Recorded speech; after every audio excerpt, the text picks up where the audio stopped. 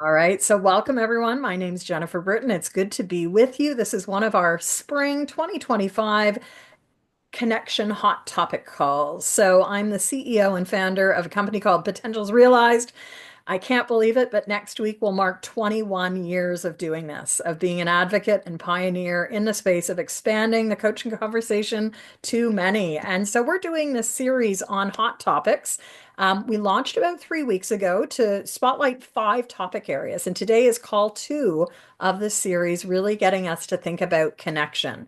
Here we are, spring 2025. Connection is so important on so many different layers. So, to get us started and to bring you in the space, whether you're here live or physically or virtually, I brought the Reconnecting Workspaces Dice. Some of you know these, you've met these. These actually map to my 2021 book, The 90-Day Guide for Success. And I'm going to roll 3 dice just to bring you into the space to get you thinking about how this might connect to your world. So here is the dice roll.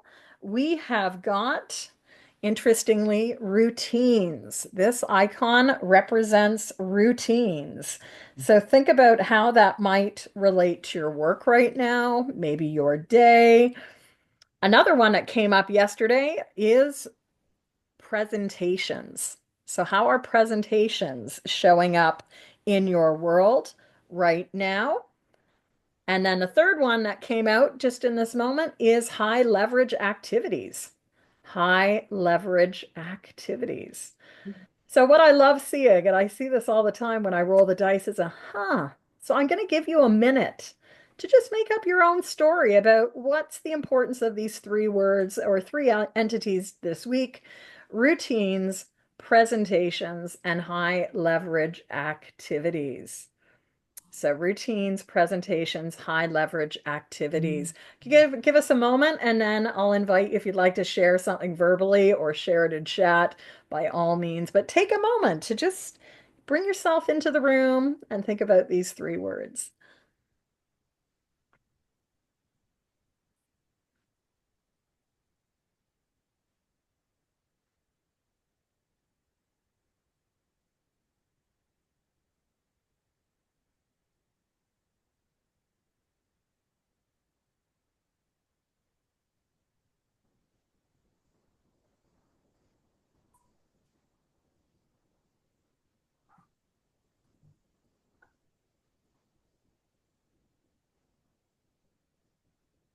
All right, that's about a minute. So to just bring us into space, those that are watching the recording can't see this.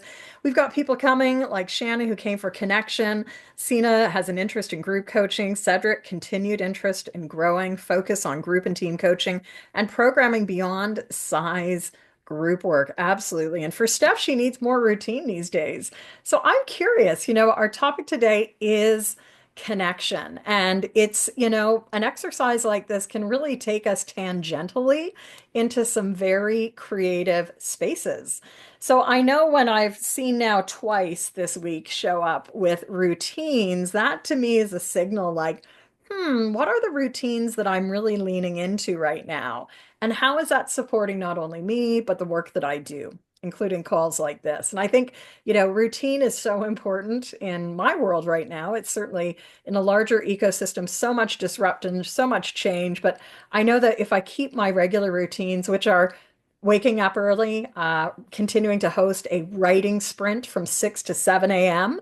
every day. That'll be running for another few weeks until we take our spring break. And then I get to the gym and I walk for about half an hour. And that time is really key for me to just like let my brain breathe, as I like to say. And so I'm curious, what is important for you with routine right now? I know Kathy's saying a positive and affirming routine. Steph needs more routine. Sina saying, I'm grateful to present often as part of my work. Routines contribute significantly to my well-being. Absolutely. How can we thrive in times of change? And I've just stepped out of, I'm actually a Gallup Strength certified coach, and This week, they are bringing together all the certified coaches across the world, 6,000 coaches in learning sessions spread across Monday to Friday, 1 hour blocks. And so I was just in this session about building strengths-based cultures. And one of the pieces that was spotlighted by the presenter was really, the importance of leaning into strengths. And so think about yourself. How are strengths showing up? How are you connecting with that, right? One of the layers of connection is really connection to self. So with that, we've got about half an hour together, and I'm really looking forward to our sort of interactivity. This, of course, is the second of 6 calls that you'll see throughout the spring. So we're back together in a couple of weeks looking at a different hot topic of engagement and the pause. We've actually just illustrated the pause here with this quick Reconnecting Workspaces Dice activity. So I do want you to also notice, and why I'm leading with connection is so that you can really think about how each one of these conversations could be seen as separate, but really are integrated building blocks. And so you might not have heard me talk about connection for the first time. This is probably something you've heard us talk on a lot. Ivana Valet is in the room here, and Ivana and I are co-hosts of the Coaching Many podcast. So a few months ago, we released episode 13. You'll find it on Apple, you'll find it on Spotify, but episode 13 really gets into what I'm going to touch on briefly as a piece of connection, which is the 6 layers of connection. And these are elements that we can be pulling on. These are levers that we can be using throughout our work together. So with that, let's dive in. And I'm curious, when you think about the work that you're doing right now with individuals, with groups, with teams, what's so important about connection for you and your clients? What's so important right now for you and your clients? And welcome to you, Michael. We're getting started. Just put a question out to the group.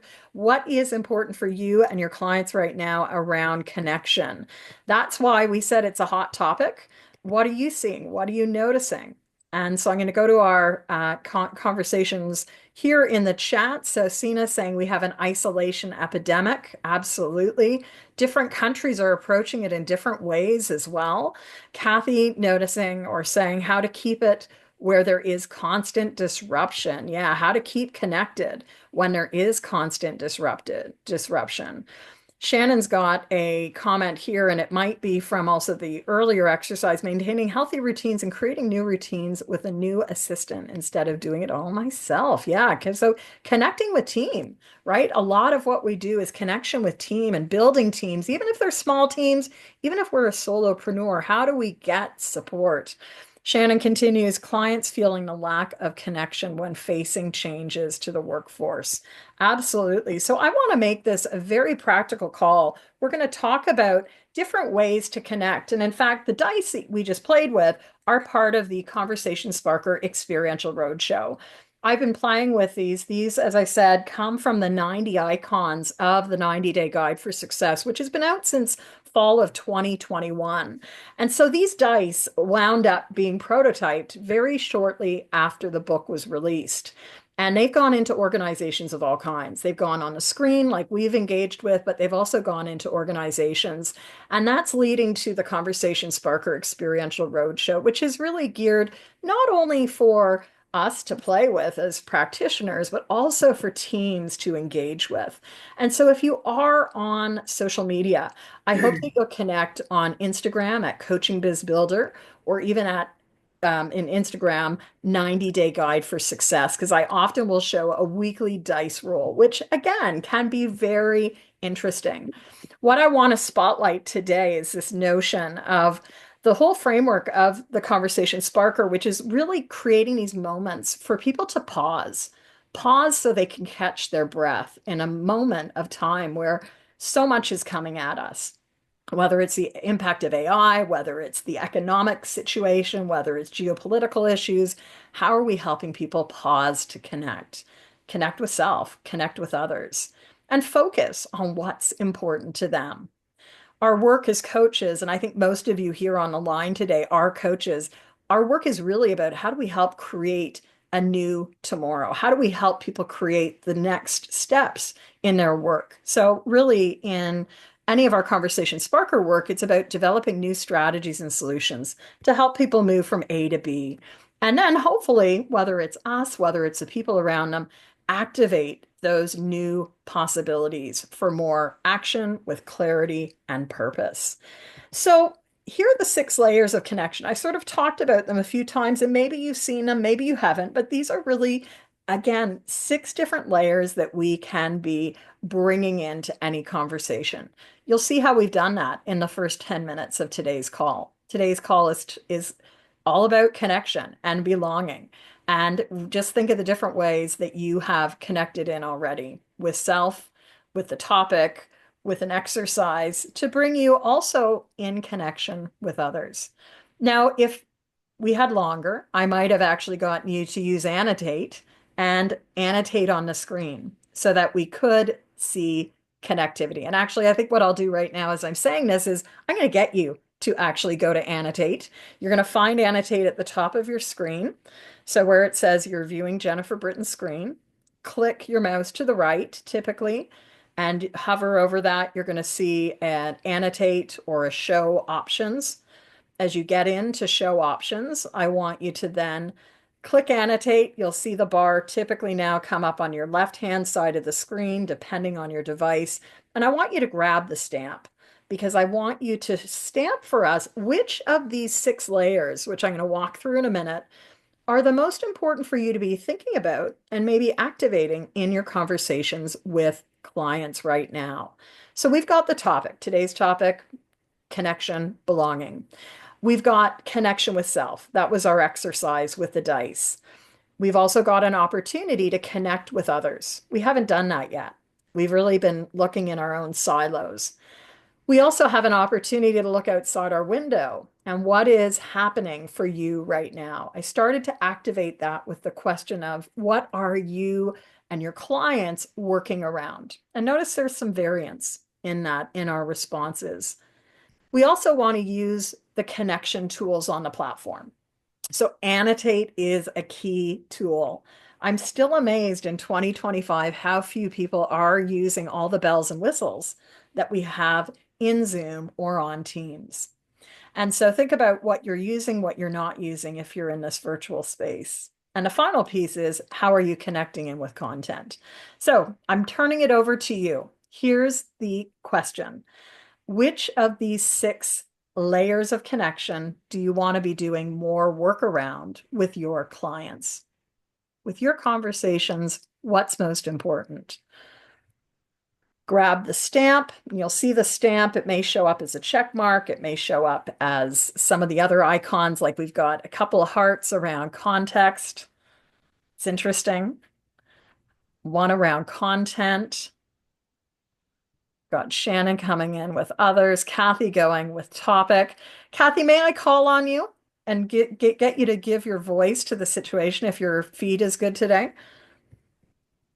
Yep. So the connection right now is the major team that I'm working with is going through so much change. So it's always every time we come together, it's connecting back to the content of like what do they need to work on? And if I tell you we've reframed, I don't say we've reframed the goal, but we've reframed how we talk about it like 4 times, even in the design phase. It's been really interesting. It is That so interesting. content and context. That's the other one that I don't think I checked that one. That's at the bottom.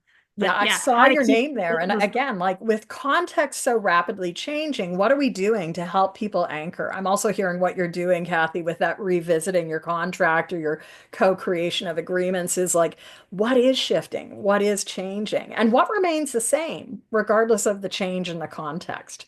I think that's an interesting area to be exploring right now. So thanks, Kathy. Would anyone else be willing to share just a little soundbite around what you chose and a story behind that? Any brave ones today? Steph? So I picked others because in my work as a career coach, it comes up over and over. It's one of the recommendations that you give people is to reach out to their network. And Mm, so their connection with others is super important in helping people to land their next role. And a lot of people struggle with reaching out to their networks, having a lack of confidence. in doing that. And I think that stems from this sense of isolation that somebody mentioned in the chat. We have really lost that ability to stay connected with our peers and social groups. So that's why I picked that. Well, thanks, Steph, and thanks for making that connection because one of the reasons we wanted to continue doing community calls like this, even though we have the podcast now, like I think there is something very special and very unique when we can come together, even for half an hour, whether you've met these people before or not. Like isolation is real for all of us in lots of different professional settings. And I know, Steph, in your work as a career coach, like we're really in a historical moment of so much change and flux in the workforce today, almost in every country, like so many countries are undergoing it. And I think, yeah, people are struggling. Different generations are struggling as well. Some of you have heard me recently talk about, my son's generation. He's really a Gen Z. He's second year of university. And looking at his experience of going through high school, primarily during the pandemic, has really shaped his generation so consistently. And so, what is important and what is important for us to be with our clients as well? How do we encourage them and meet them where they're at? Because their at may be different than our at. But our work truly, and I think this is what's bringing most of you here today, if you are a group coach, especially, it's about creating this space for people to connect. We might not ever really come together in our usual everyday, but it's this moment of these deep connections where we can learn with and learn from each other. Same thing on a team, but for many of us as entrepreneurs, our team may be small. And so I think it's that peer-to-peer relationship that really characterizes our work as group coaches that is so important in this moment. Love it. Well, thanks, Steph, for that. Maybe take one more. Ivana, I sort of heard you, I saw you leaning in. Do you want to say something on this one? Yeah, but I also want to give voice to, if there's anyone else. I'm happy to share, to contribute. If there's anyone else that wants to speak, I'm happy to also stay back. Anyone else want to pop in with a comment? So I think that silence is golden there. Ivana, you go ahead. We've got Ivana on freeze. So maybe that's the universe saying, we'll get you to pause. I'll give you like another 2 seconds. Okay, well, for more on this topic, episode 13, I'll come back to Ivana in just a few minutes. Just the little tweak on this, of course, is make sure before you leave the screen with annotate, you may want to save it, but you also want to clear everyone's drawings. So I'm going to just do that now before we head on off into just another piece. And I think we've really had this, right? Like, I think our work right now is about activating the human in the context of AI, right? How are we really creating a counterpoint to AI? As a business owner, I'm all about how do we leverage AI to help us scale as business. But in my work as a coach, it really is about creating these deep, deep layers of connection, whether it's across a meal, whether it's a virtual potluck. What are we doing to activate the human in all of us? And that's a pretty significant um, ask right now. In recent months, I've been back to the Caribbean where I've lived and worked for many, many years. I've been able to see family there. It's an issue there as well, in one of the most densely populated islands of the world. And I find it really fascinating. Like, this is what I'm writing on right now in my new work of coaching and change is like, what is our capacity to change? How fast do we change? And what still remains a fundamental human need? And so, in fact, I just want to scroll ahead because it's taking me back to my roots as a psychologist, right? I studied as a cognitive psychologist at McGill in the late 80s and left psychology because I really felt that it was very box-like. It was very much like this is the field of how we learn and grow, and there wasn't positive psychology in those days. But the fundamentals are still the same. If we think back to Carl Rogers, right? He talked about belonging is defined as a unique and subjective experience that relates to a yearning for connection with each other. And I'm wondering, we won't talk about this, but this is a really interesting question in our rooms of coaching. What is the yearning we're having? How are we connecting to all those layers of self, of peer, of community, and the world? And I think most of us are very familiar with Maslow's hierarchy, right? Notice where love and belonging is in the midpoint, right? Once we've met our physiological and safety needs, then comes in love and belonging. But what has happened in recent years, and how is that influencing the way people are showing up, the way people are able to lean into communities or not, whether it's friendships, family, social groupings? According to Maslow, we need to have those needs met before we can move into the esteem needs of self-confidence and independence, and then into actualization. So whether we agree with this or not, it's just interesting to really think about what is belonging. And I'd love to just hear, like, for some of you, I think this is probably more the heart of your work, right? This is a big part of my work, but it's not the center hub. I see it really showing up as, how are people entering into a group coaching conversation? How are they entering into a team coaching conversation? Are the needs being met? And where is their focus in a space of dialogue? People may be talking at different levels. I think about the work that I do, which takes me, north from where I am in Toronto. I'm actually a couple hours north from Toronto right now, but I'm like a few days ago was even further north, very rural areas, which even with climate, even with like the effect of winter, it has amazing influence on community and a sense of belonging. I've had the privilege because my family is from the area for many generations, 6 generations. And so people know me in the community, but they haven't seen me in recent months because the weather's been so bad. I can't physically get there. I haven't been able to physically get there. But I really appreciate that over the years, and especially over the last few years, I've spent a lot of time building my own community there. And so it's nice to sort of go into, say, a store and it's the regular clerk. Oh, we haven't seen you in a few weeks. How are you doing? Right. And that's just an amazing feeling in today's world of AI. So, invitation for you and your work, as a professional community as well.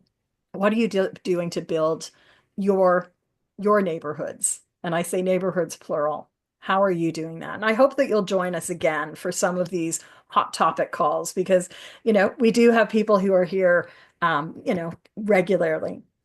There is a business case as well. So I'm going to some of Deloitte's research from 2021, and this is the business case, right? 56% of increase in job performance when people feel that they are belonging in a system. 50% reduction in turnover risk. That's huge. If you think about some jobs might cost a year and a half salary to replace someone. 167% increase in employer net promoter score. And if you're not familiar with NPS, right? Some organizations measure really your sort of feedback level and where are we on that? Employee raises, promotions, and I think importantly, a decrease in sick days. So better well-being in terms of belonging. So here's what I'd love to do. Harvest, we've got like amazing talent in this room. And so I'd love for us to harvest some of your insights. What are you doing right now to help people feel connected with others? That's the way I like to sort of see belonging. It's connection with others, it's connection with self, it's connection with, a community that where you feel like you can really show up and be as you are. So what are you doing right now to foster that with your clients? Whether that's in a one-on-one space, whether it's in a group coaching space, or even a team coaching space. If you'd be open to this, just pop into chat or feel free to raise your hand. I love bringing voices on. I know, Ivana, you had sort of faded out when we turned to you. So I don't know if you have something in your work right now that you can share around how are you helping people foster that sense of belonging, because you're working, I think, with leaders who are working in a second or third language now. So there's an Yeah. interesting layer of belonging and connection there. Anything you want to share based on your noticing with groups and what's working within the coaching space to help people feel Sure. connected? Yeah, thank you. So it's really interesting. As you said, I am kind of experimenting with this because it's also my journey, having, emigrated to Italy is how do I create that sense of community, that sense of belonging, both for myself to nourish myself in an authentic way, but also how can I support the community in their goals and their vision through language. And so for me, when I think about belonging and connection, a lot of the people I'm working with are professionals. Some of them even know one another. So I'm kind of already experimenting with bringing them together. But I'm also sensitive because of the vulnerability of exposing yourself and how you've been perceived in one language, in one context, and now opening that up. So there's a lot of sensitivity. So for me, this whole conversation of belonging in a group context goes back to that core competency of trust, safety, and connection. Mm. How do we do that? How do we create a space for people to feel safe? And I say this even in the conversations of in their own family system, right? These are highly successful professionals whose spouses speak English, right? And yet they have been held back because they are perceived and seen as a certain level in a certain language. So I think that whole belonging piece is that how can we create the space, the container for people to be self-expressed at wherever they are, and at the same time connect to one another, Mm. right? Connect with me, connect with the community. And I'm doing that. It's interesting, Jen, because, and I don't want to take much more time, but I'm doing that to be able to create a sense of belonging for myself in the community.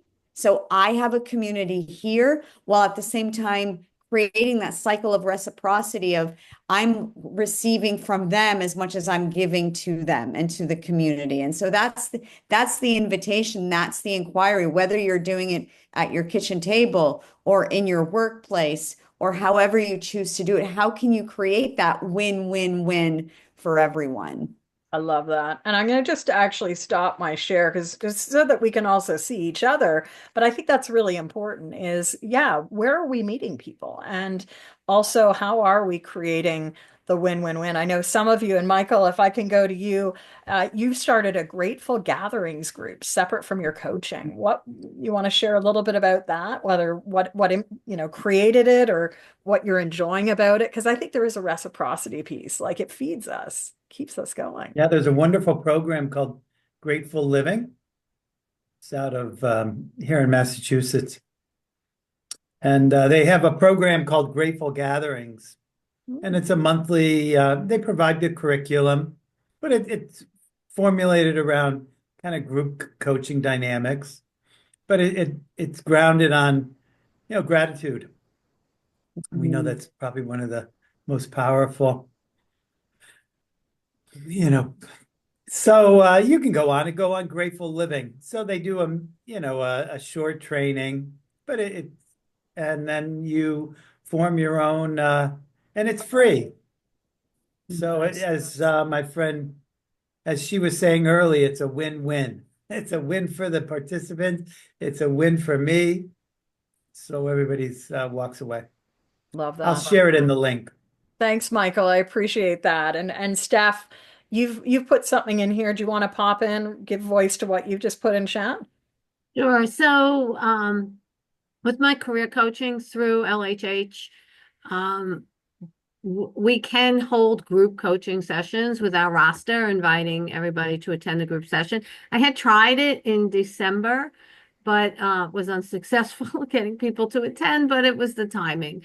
So that kind of discouraged me a little bit. But, every time I attend one of these calls and we're talking about group coaching, I get inspired to want to hold some group coaching programs. So I'm going to put it out there again and see if I can get people to attend. And then they can share with each other, people who are in the same situation that they are, maybe not the same position, company, roles, but same life event happening to them. And there's a lot of power in being able to connect with others and knowing you're not alone at that time. And it's a very difficult time to have lost your job.